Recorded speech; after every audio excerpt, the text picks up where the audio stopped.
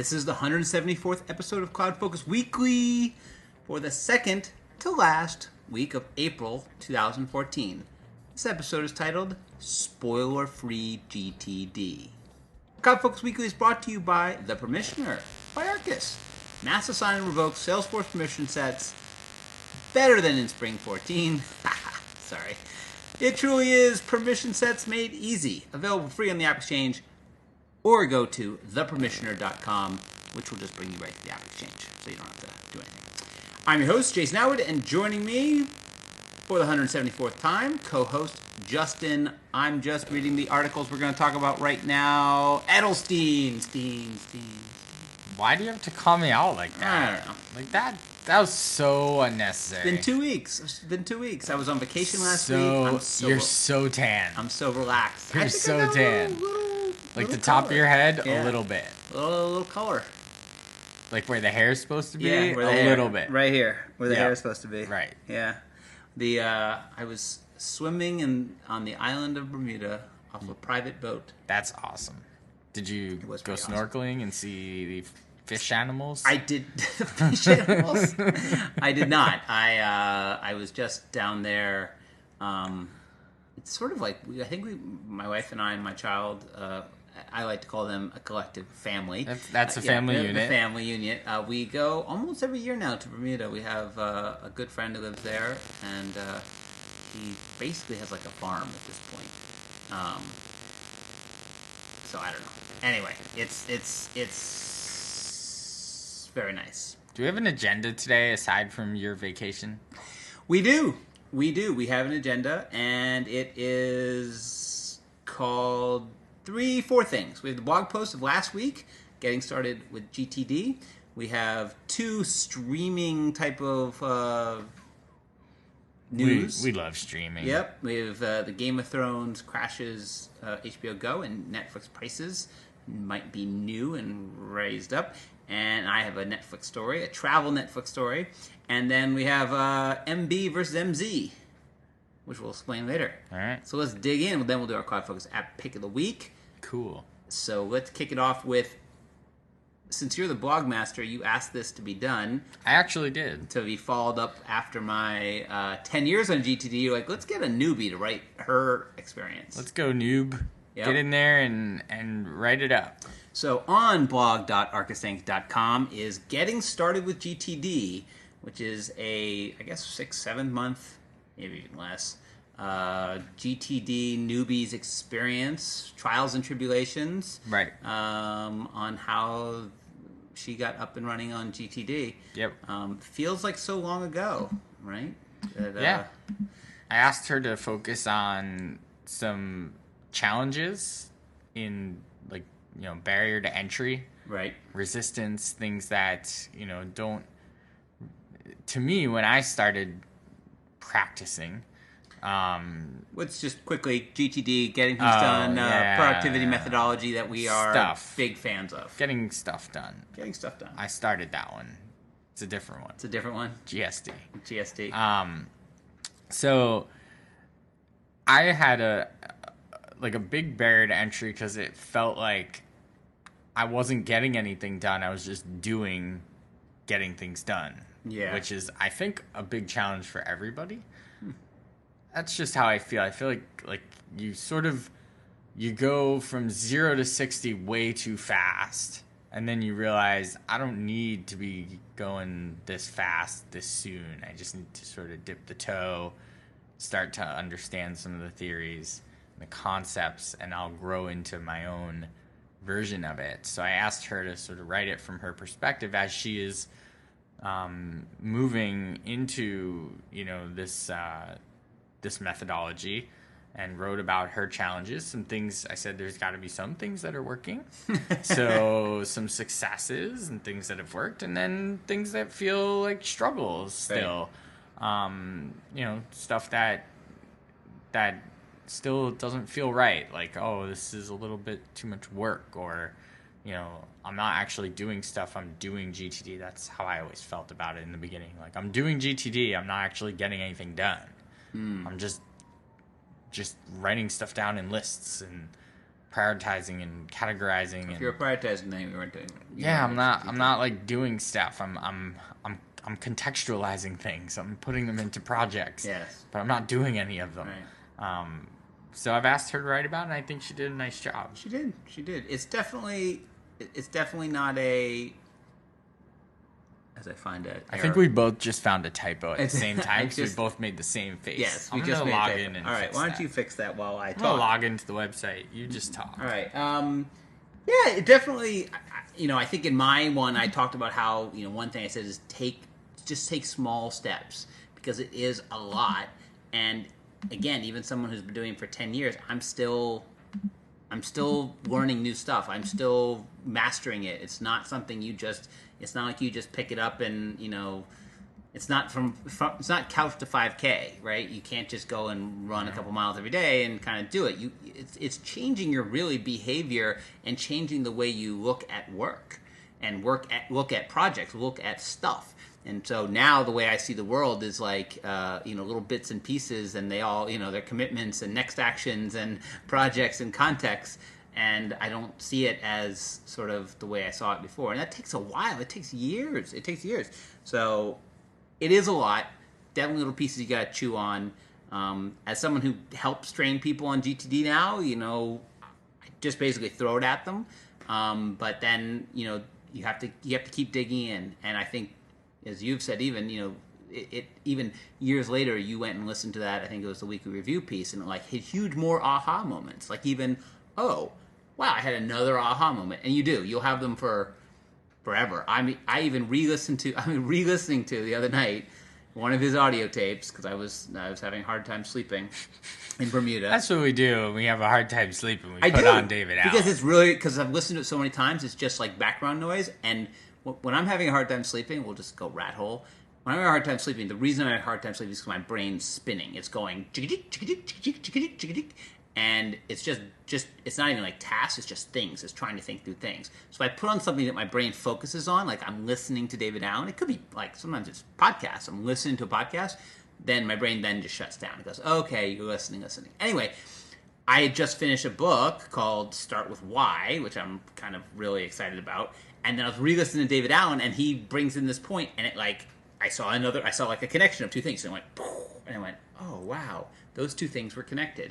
So definitely tons of stuff. It is tough. Don't give up. If you're new to GTD, don't give up. Keep going. It will start to make sense, and it'll get easier and easier, and eventually it just becomes what you do. It's literally what you do. I don't feel like I try to do it. It just happens, and it does.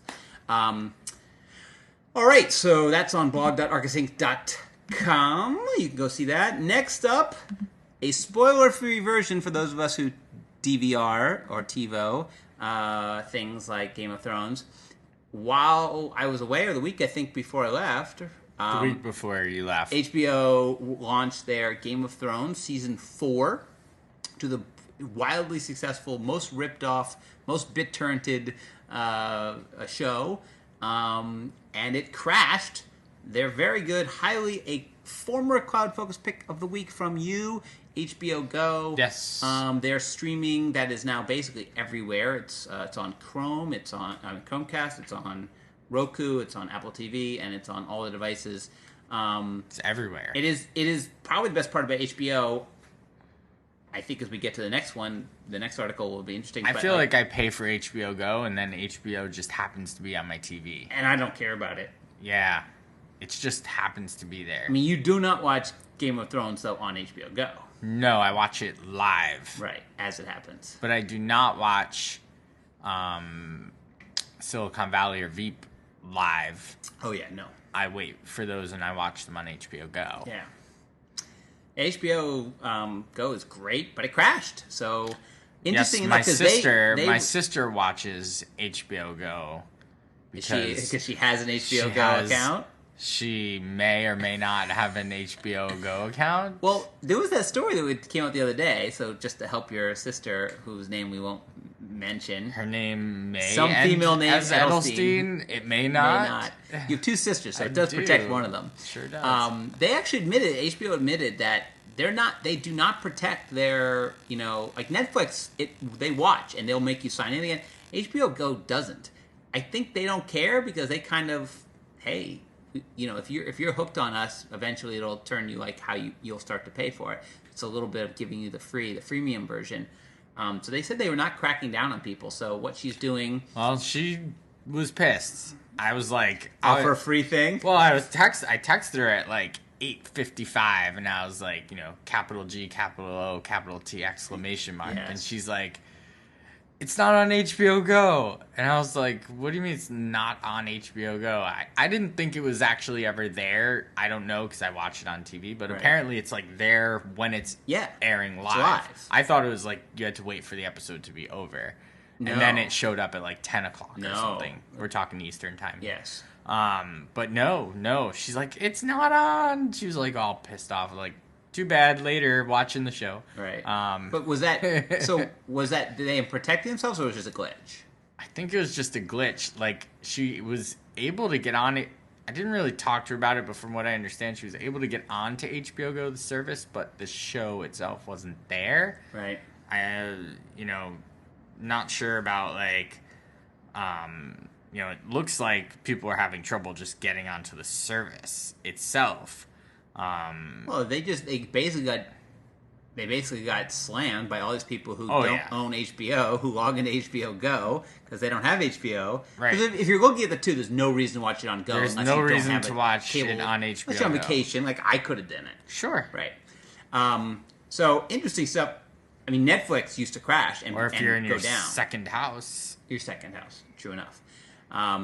Well, speaking of Netflix, they came out with their earnings report, and one of the things they said actually in their earnings report was that they might be considering raising prices for new subscribers. So currently there's a $7.99 plan. They actually changed their plans. They created a $9.99 like more people can eat, and then there's a $7.99 only 3 people can have at the same time. And then they made like a lower ones, like if you just want standard def, it's like $5.99. I'm on the $7.99, have been for years. Honestly, don't even consider it at this point. Yeah, I know $7.99, and this is where I don't want Netflix to hear this, but I want HBO to hear this. For a month long of something that I use, and especially in a family situation, if you're a family and you have kids, you know this. Netflix is like a godsend. And I know, I've seen your Netflix account. I've logged in as you in your apartment and been like, oh, what's he recently been watching? Or what are his suggestions? Right. Oh, look at all these cartoons. Kids stuff, yeah. Well, now that we have the separate accounts, the daughter logs into her account. But it is... Mine comes right out of my PayPal. I don't even think about it. Oh. I don't even see it. I mean, it hits my credit card for $7.99. I mean, it's such a I should low... probably get a little more control over that situation. Like, please don't hit it just hits my PayPal. PayPal, wow. Why not? Honestly, I wish 2 things. Fine, you want to raise your price, go right ahead. Don't really care. Their content now, and I just finished House of Cards, Season 2, and Orange and the New Black is coming up, supposed to be crazy. This is like our streaming follow-up. Here's a fun story. So...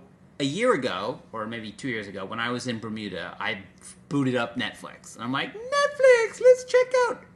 You're not in the right country. I was like, get out of town. You so-and-so, you explicit podcast. And so then I said, whatever. So then I was there just now, and I booted up, and it was like, oh, welcome. Sign in, welcome. Sign as yourself. Fine. And then, so the wife and I, there's a couple shows we love, and one of them is Sherlock, which we watched all on Hulu Plus, and we're like, I wonder if the new season is out. So we go and look, and boom, it's there. Oh. Sherlock Season 3. We're like, this is awesome. So we watched an episode and a half. They're an hour and a half episodes. They're great. I'm telling you should watch them. They're awesome. So we watched an hour and a half, or watch an episode and a half, because literally they're an hour and a half long. We then get home. We then go to Netflix and type in and go, all right, let's watch the end of that episode. And not there. Only in Bermuda. It's because they're in a different region. They launched it. It's a BBC show. Oh, yeah. They launched it into Netflix wherever I was. Somehow, I mean, they can figure out where I'm coming from, but somehow gave me the European version of Netflix content while I was in Bermuda. You need to go back. Well, no, then I went and bought it on iTunes, the last 2 episodes. $6.99 an episode. That's a lot, but I guess it's like a movie. So They are kind of like an expensive movie. Yeah. Well, expensive movies are like $14.99. Yeah, So a they cheap are. movie. So I had to buy Be it. able to rent TV shows. You used to, I thought. I thought there was Rent like a them. 99 cents. 99 Anyway, cents. I only So want this once. so that's my Netflix in Bermuda story. Thanks for that. Really awesome. Here it is. Sherlock, watch it. It's very good. Very, very good. Seriously, some of the best TV. I have too many things on my plate right now. Well, you watch really crappy TV. That's not true. You can give up any of those crappy pieces of TV that you watch. I don't watch crappy pieces You of watch TV. Chopped. No, I watch Chopped with your daughter as entertainment. I don't schedule. That's not appointment television. That's not appointment television? That's right. Game of Thrones is like appointment television. I gotta watch it when it's on. Do you actually have it in the family calendar? No. It's understood. It's Sunday it's just night. understood. Sunday night. It's 9:00. It's Game of Thrones time. Okay. HBO owns Sunday night, or is back to owning Sunday night. For this go around, they've got those 2 hours that pretty locked down. Although Mad Men is on at 10, so. Oh yeah, so many shows stacking up now. Yeah. It's getting that season. TiVo's getting nutty. Last but not, speaking of nutty, tech article on Salon magazine. Tech Titans throw some shade at Mark Zuckerberg. So this has actually been coming up more and more because there's been lots of articles about Mark Benioff, who's been known for his giving to the Philanthropic endeavors. That too. But he's been getting more and more vocal. It's funny because on one side he's just going to take they're selling off that land, which is weird. They were going to build this huge campus. They're not going to do it anymore. He's now putting them in this huge tower, which they're going to call Salesforce Tower in San Francisco. Yeah. Which it's being built. It's not theirs, but they're going to rent the most space in it. And I think they're going to name it and put the logo at the top. Yeah, they're naming it. It's going to be the tallest building in the city. For a while, apparently. And then there's another tower that's right behind it. But he's been getting more and more vocal, and I know when we were at Dreamforce he was 13, all over it. He was talking a lot about making real big jabs at Twitter founders for when they went IPO, not giving money, not putting aside money like the 111 and giving money to 501c3s. And here he is kind of coming out after Mark Zuckerberg, who they're kind of buddies. I mean, Facebook's a big Salesforce customer, so I'm not sure you should be throwing, and there's lots of interconnection between the two. But he basically comes out, and it was interesting because Zuckerberg, I guess, put aside like $1.1 billion. But Mark started saying, well, where'd it go? Did you just put aside a set of money and it's just like fake money, or are you actually putting it towards something? Are you watching it where it goes? Are you making sure it's making a difference? Because $1.5 billion is a crap ton of money and should be able to help, but it's just it's more of a media blitz than it is a true sentiment. So interesting. Thoughts? By the way, that's what you're supposed to do on this podcast. I'm supposed to say stuff that you're supposed to comment this on. Is not, to me, something that I'm interested in. Mark Benioff's personal, his personal beliefs in, politics or philanthropy or whatever. I mean, those to me that's his business. That this is a story is a little bit like, I don't even think this is like a story worth talking about. Like, really? So what? So what? Mark Benioff is blasting Mark Zuckerberg about where Mark Zuckerberg chooses to spend his money. Who cares? Here's why. You ready? Please. Because the company that we know and love and spend a lot of our time talking about and basically working in for 8 to 10 hours a day, one of the reasons that people are so enamored with Salesforce is because A, the cult of personality that Mark Benioff is, and B, because it's a company that has, I don't want to, it's sort of a crappy expression, but has a heart. And that people really enjoy that Salesforce is not just a global conglomerate. It's got this piece behind it that is about making things better. And they point it out, they show it, they put it in videos, they spent 2 hours or 45 minutes at Dreamforce at the keynote talking about it. It's what makes Salesforce, part of what makes Salesforce, I'm air quoting now, cool. They've got this personality. It's a company with a personality, and Benioff is definitely the top of that personality. And so when the top of your personality of the company that you deal with all the time is sort of making waves about other cults of personalities of other tech firms, it kind of starts to it's an interesting take on him calling out other tech leaders, it's not something that most tech leaders do. And it's what makes him interesting and what makes Salesforce, the company, interesting. What is Salesforce, the company, without It's saying not them? that interesting to me. Let me put it that way. I don't care that he did this or that he said something about Mark Zuckerberg. It just means nothing to me. Okay. What more can I say? I mean, it doesn't matter to me at all. It doesn't affect me. I don't really have an opinion on it. I don't really care about it all that much. There you have it. It's not. I'm something glad I have that's, this. I'm glad I have this recorded. It's just not that interesting. I mean, right. when we were sitting there at that Mark and Parker keynote, when he was blasting Twitter, it was like, all right, enough. Like, we get it. You're like, you built a hospital. You do the 111. Like, it's very important. I understand. But don't you find it important? Yeah, but I don't feel the need to blast others for not finding it important. Okay, well then there's your opinion on it, is that I think that Mark Benioff is stepping over lines that he shouldn't be doing. There's my opinion. Thank you for articulating it. Welcome. Best podcast ever. He's not the number one in the business for a reason. There he is. There I am. Monty. Awesome. All right, well, we'll move on. By the way, we have to start scheduling our double days. Double dips. Because if I check the website, which I have bookmarked, it is only 18 days to go. So pretty close. We need to get some double podcasting in here. I've got stuff for next week that we could probably double dip on. Okay. We need like time. We've got like a good. We have that all day thing that we're doing next week that we can definitely do a podcast on. In addition, that is a little more podcast. Timeless. Yeah. Interesting. Yes, we can do something. Absolutely. On that. That's gonna be interesting. And we're gonna leave it at that. Yeah. Little tease. Spoiler. No spoilers. All right, let's get on to spoiling your CloudFocus app picks of the week. Let's do it.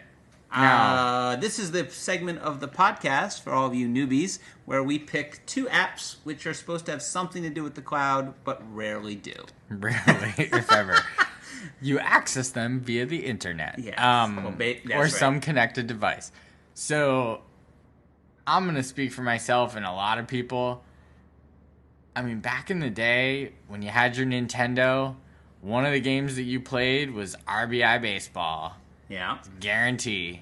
You had RBI Baseball, you had RBI Baseball 2, you had RBI Baseball 3 with the cool black cartridge. Oof. It's cool stuff.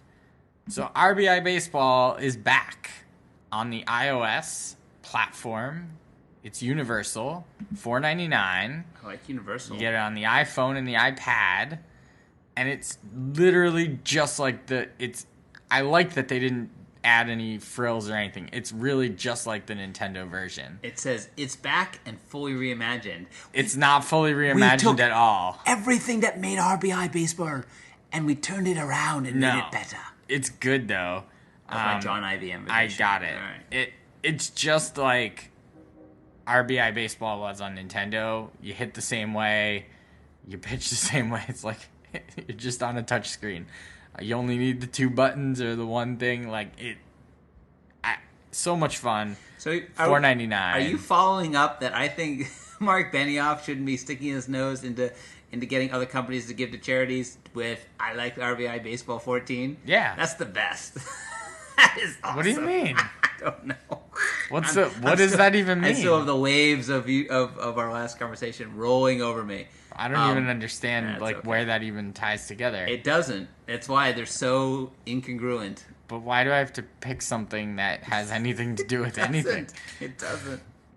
Anyway, RBI awesome. Baseball by MLB.com, which I found weird because I don't think Major League Baseball made RBI Baseball. So they must have bought the rights to it at some point.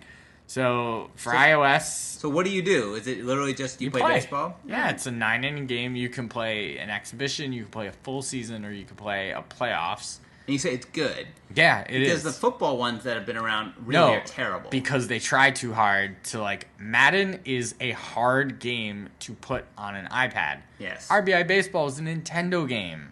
Right. That's the kind of game that works on these platforms. Simple, like the games you like to play, like the protect the whatever games, tower defense games, like those games you see people playing on the subway with the Candy Crush. Like those are the kind of games that work because they're simple. It's like Tetris, like simple like Nintendo type of games really work, and this really works because it's really simple. Like there's like a button to swing, and there's a button to pitch. I like it. Yeah, you should. I'll let you try it before you buy it. I am so addicted at this point. We've talked about my addictions to games. There's I love the game that I can spend about 9 minutes playing and then stop playing, because 9 minutes is either it's a good 20 minute if you have 20 minutes, or if you just have 10 minutes, it's 9 minutes. I like 9 minutes. So Plants vs. Zombies 2, I love it. I just keep playing it, and I played it a lot on vacation, and it was awesome. All right, cool. RBI Baseball 14 by MLB, $4.99, Universal, iOS probably only. Okay. Android, I don't know. I don't know yet. Yeah. I'm looking for it to see if it's there. My pick is I'm going to pull a Justin. No, this isn't even a Justin because I've actually used this for a little bit. So I have a story. My shine. Yeah, it's gone. Where'd it go? I lost it. It's the bad. In the ocean? Well, two things. One, Nike stopped making the fuel band. Yes, I saw that. They announced that. That could have been part of our story. I'll bring that into my pick. So Nike stops making the fuel band, which is interesting at a time where all these wearable things are becoming crazy. Very Fitbit odd. had to do a huge recall of theirs. And the big rumor is that Apple is putting a lot of this stuff into their new iWatch. Their iWatch is going to have this stuff built into it. So my shine got lost. It popped out. It's actually the second one I've lost. It's terrible. And before I go spend another $100 or $99 to replace for the third time, I was going to give it a bit and just decide, should I do that or should I get something else? Luckily enough, the makers of Runkeeper... Yeah. A friend of ours. I think maybe I've picked. If I haven't, then I'm making another pick. Someone tweeted me this. Yes, have made an app. Is that how you saw it? Nope. It just because it came out, because it's big news. Made an app using the iOS 7 motion chip. Yep. Sorry, not iOS 7. iPhone 5S motion chip. So it's built into the iPhone 5S. And it's called Breeze. And it basically does exactly what all these things do. It tracks your motion and how much you move and whatever. The only problem is you kind of have to have your phone on you. Now, for most of us, we have our phone on us all the time, but I leave my phone if I go to the bathroom. I leave my phone. If I go to the gym and go on the elliptical, I don't really take my phone with me because I'm on the elliptical. I don't need to have my phone. I have my phone usually because it's what I use to listen to stuff. Right. Well, when you go running... When I go running, I have the little armband thing. But if you're on the elliptical, you can watch TV. On the treadmill, I can't do it. But you watch baseball or basketball. I can't do it on a treadmill running. No, I know. But if you sat at the whatever, you wouldn't bring this because you just watch the TV in front of you. Actually, do bring it because I'll text. Oh. That's terrible. Because I don't use ellipticals. I'll ride a bike. Anyway, ellipticals it's don't called work Breeze. It's by Runkeeper. And Runkeeper makes a great app for running. So I'm kind of giving it a shot. It's only day 3. It does make me when I leave my iPhone, I'm I'm not going to get credit if I don't take it with me. Gotta take it. So then, does it kill your battery? That was the question I had on Twitter for the person who alerted me to it. I was like, that sounds like a battery drainer. So it is using. So it asks you to. It's the first app that I've had that said background processing. Background processing, yes, but it also it says, can I access your motion chip? The motion whatever. So it's accessing this different thing. I think this is where you're going to see this show up in the next phone, whatever, and it's going to be built into the iOS. So I'm kind of testing it here to see how it goes. Again, Runkeeper. How's the battery? I don't know. It's been only a couple days. Runkeeper I like for keeping my runs, but from time to time it really fails with the GPS. For example, I think that's your phone. No, because when I quit Runkeeper, close the app, double click, get rid of it, and then reopen and go again, it resets and it's fine. So I've gotten into the habit or just realized that I really need to just close it out completely and reboot it before I go for a run. Because the other day, I did run 3 and change miles, but it said I ran closer to 6. Oh, nice. And it had me at a 4-minute, 10-second pace You're for fast, 6 miles. I'm basically a marathon runner. You basically are. A champion. I've been using Runkeeper for over 2 years, a year and a half, and twice. Twice it flopped and made a 3-mile run into a 5-mile run. The worst. I hate it. I'll tell you, Kills when the do you turn it stats. on? I only turn it on when I leave the apartment building, not when I'm in here. Because you turn it on in here, I think it thinks something like... Oh, you think it thinks something? I Yes. usually turn it on in here. Don't do that. Yeah. Something about going down the elevator. There's something about it. Yeah, it could be the elevator. It loses something, And then it thinks you and then go it doesn't someplace. pick something. Right. It's always ahead. Like when it's it not messes up, behind. it's always like when you get to like the 5-minute mark. It's like you've run 0.9 miles. I'm like, no, I haven't. I think it's something to do with try No, I not have opening it not. up until you're outside. I will do that. All right, that's my advice. I will to you. also be doing the quitting, closing the app completely. My as well. advice for everybody out there is to follow Justin at Justin Elstein, good me advice. at Jason M. Atwood, and the company at Arkus Inc. Go to facebook.com/Arkus Inc. where we post all our blog posts and all of our podcasts and not much more. So we don't blast you. You basically get 2 a week. So if you don't want to talk to If us. you're lucky, 2 a week. Yeah. Success Community Group. No longer in the Dreamforce group because the Dreamforce group is gone. So go to Success Community Group, LinkedIn, Google Plus, and remember to subscribe on iTunes. Leave us a review. It's been a while. It really has been a while, and I think Yeah, I'm a little where you upset. at, people? Where are you? Why have you not left a review on iTunes? Till next week, we'll be back with another episode. Justin and Jason saying, enjoy those cloudy days.